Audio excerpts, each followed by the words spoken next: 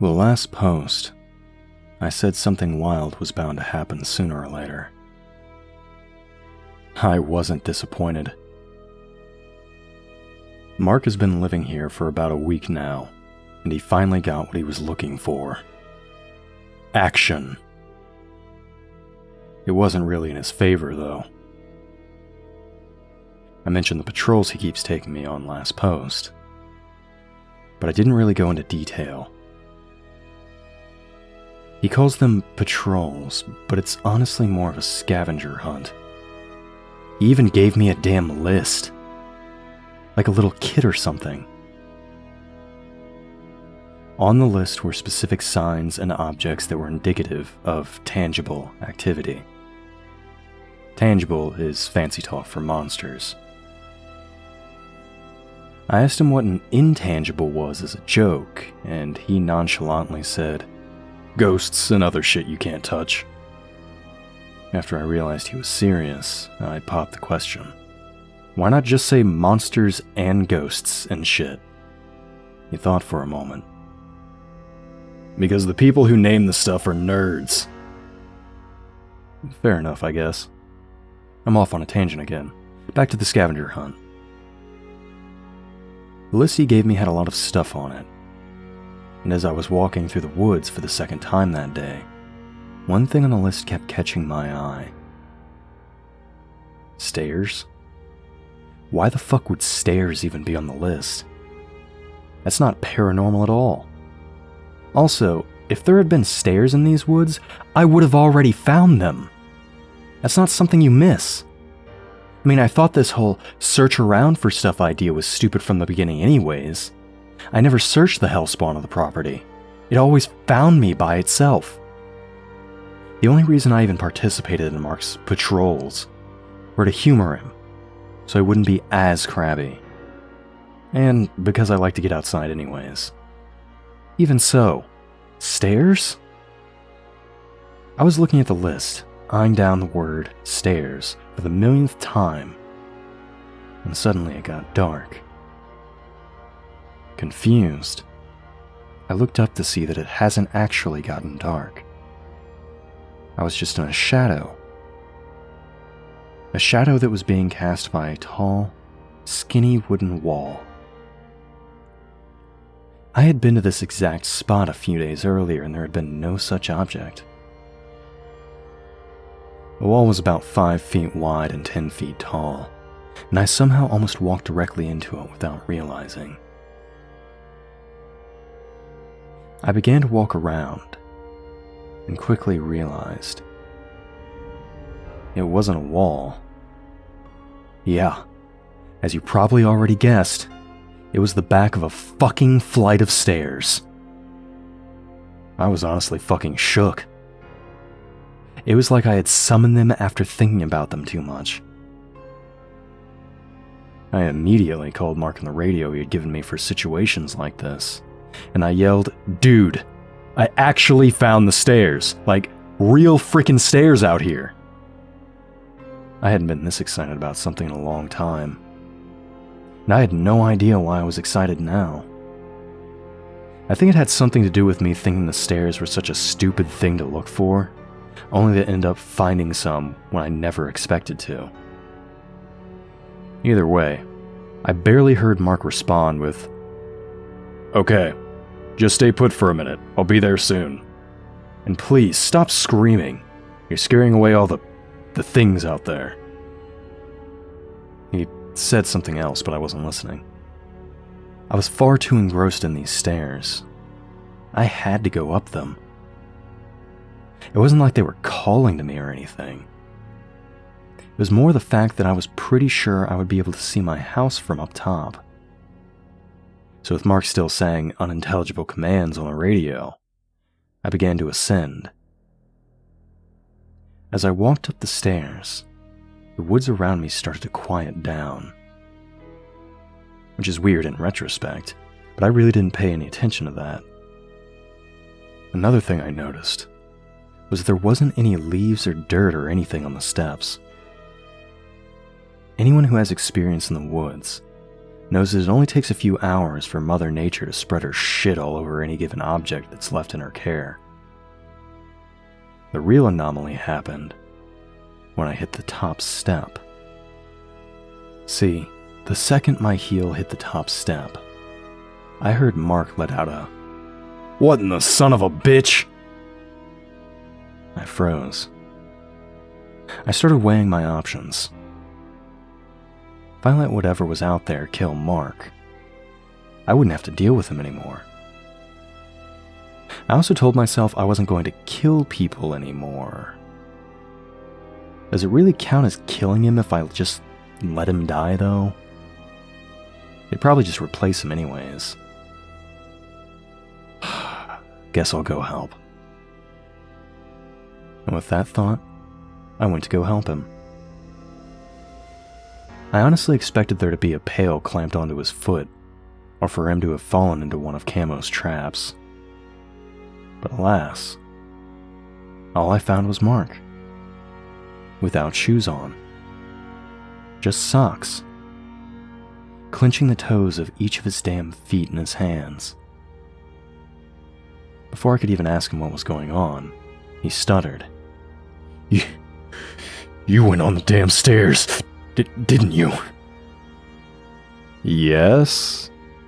And why does that matter? I'm telling you, if looks could castrate. Bad shit happens when you go up the stairs, you dick. I told you over the radio not to go up them. Ah, must have missed that part. What happened to you anyways? Now this part is kinda nasty.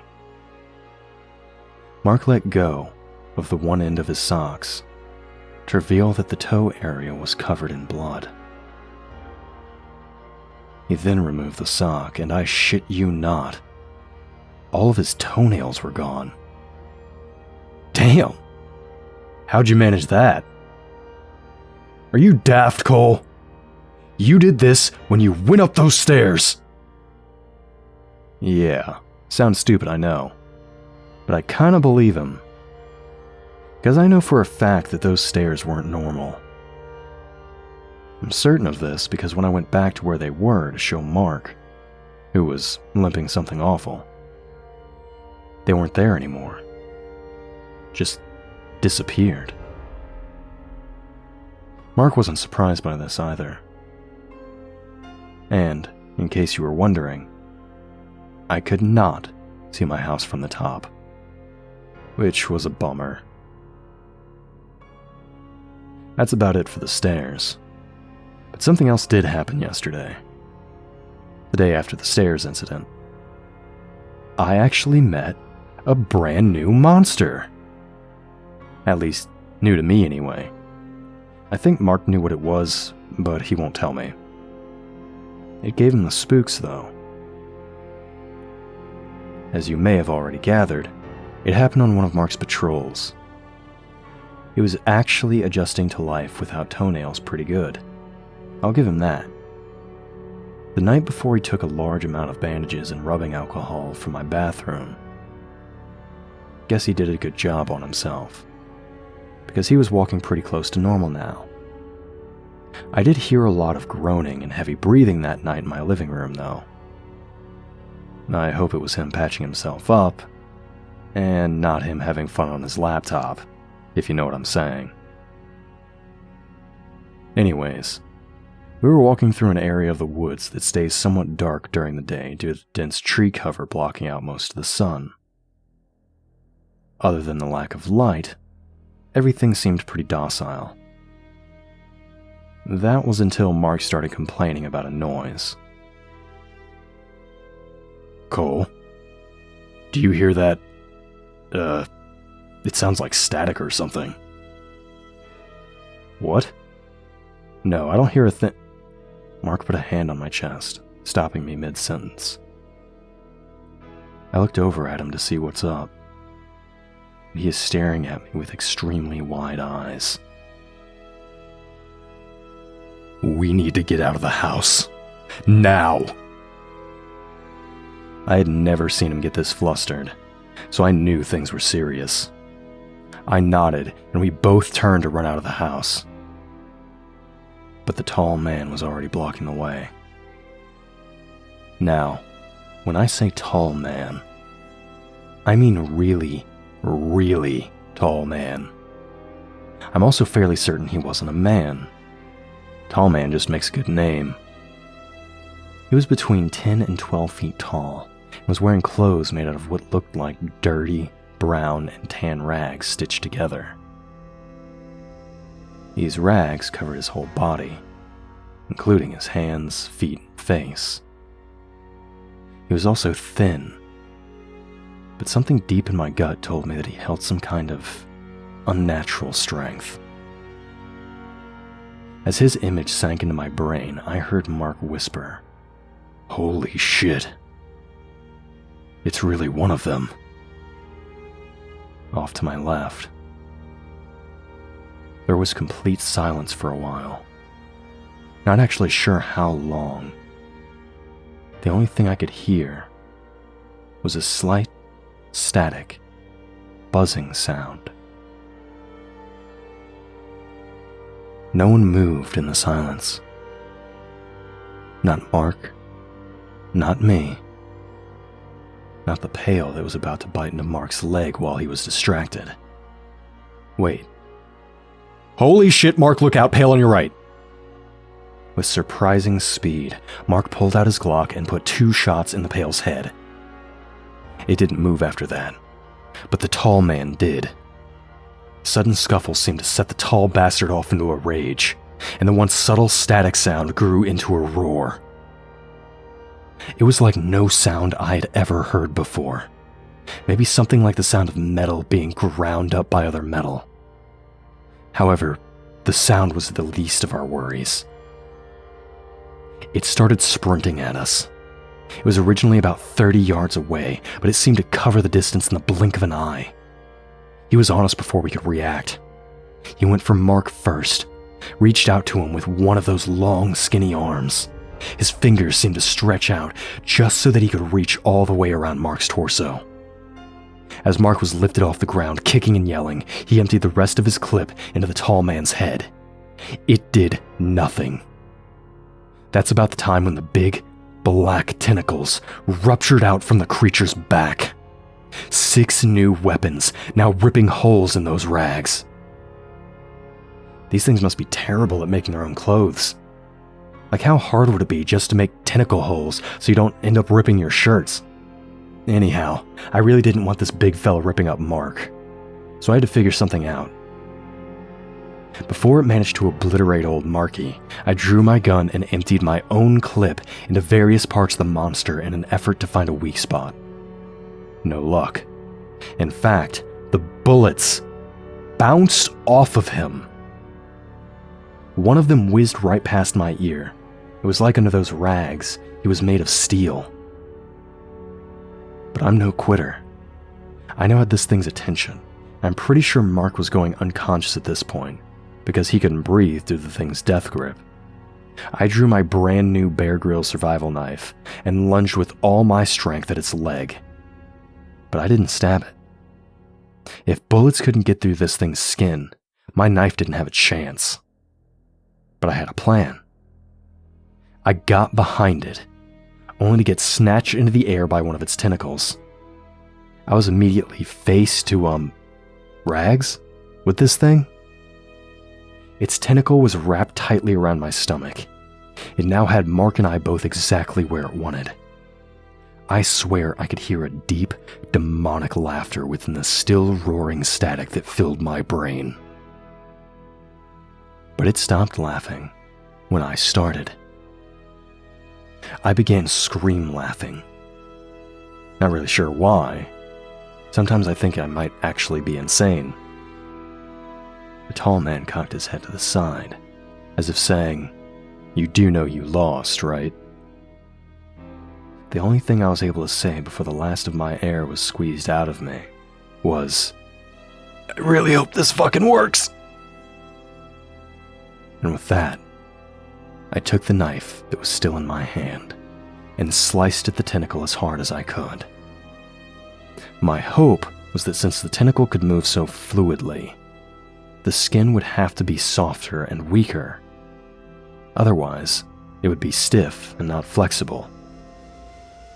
Oh, how right that theory was.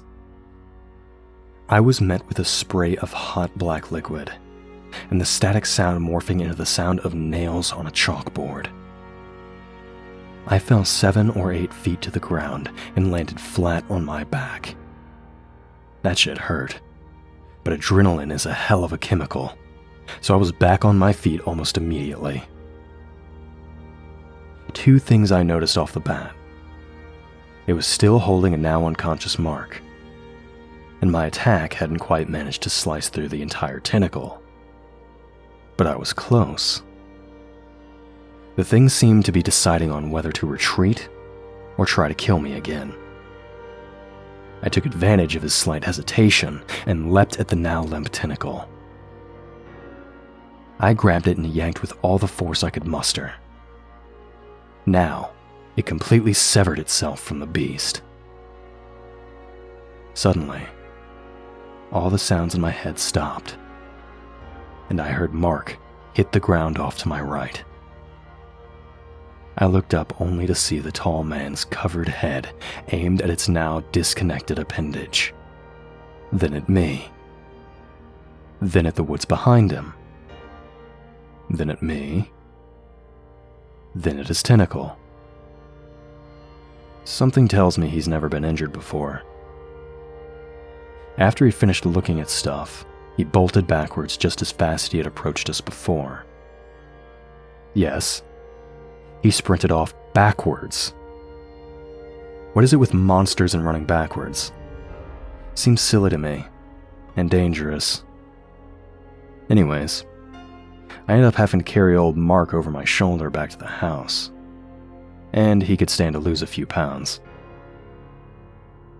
He woke up a few hours later and interrogated me on how I managed to scare the thing off after he passed out. I told him I just ripped off my clothes and started running at the thing until it ran off. Mark said he wouldn't let me see the thing's file until I told him what really happened. But I want to sell the naked story. Maybe I'll tell him what really happened later, and let y'all know the real name of the creature. Or maybe I'll just keep trying to convince Mark that while he's a monster hunter, I'm a monster predator. That's it for now, guys. I'll post again soon. In case you were wondering, I haven't seen Skinny in a few days. Still haven't heard from the lady in the tree in a while. But life goes on, alright. Be sure to check out the other parts of this series. I'll have links below. Until next time, Cole, signing off.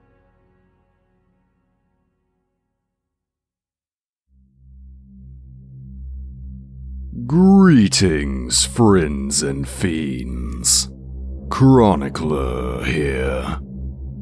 We here at Creepy Spaghet would like to thank Murderbird17 for allowing us to tell their story. If you enjoyed this story, be sure to subscribe to stay updated on these terrible tales. And be sure to check out the author in the links below. If you're interested in having your story narrated, be sure to reach out to our humble overseer, as he continues his journey to pull the darkest stories from the infinite depths of the internet. Until next time, fiends.